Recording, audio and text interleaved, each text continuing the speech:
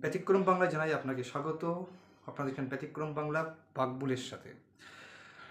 এখন এই মুহূর্তে খুবই গুরুত্বপূর্ণ একটি আপডেট, যেটি ভারতের লোকসভা 543 থেকে বেড়ে হতে চলেছে 813টা এবং নারীদের জন্য আসন সংরক্ষিত থাকবে 272টা।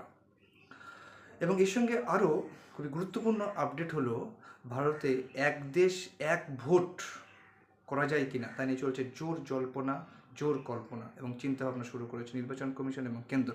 এবং সেটি হতে চলেছে, যদি সব ঠিকঠাক থাকলে সেটি হতে যাবে আগামী 2034 সাল নাগাদ।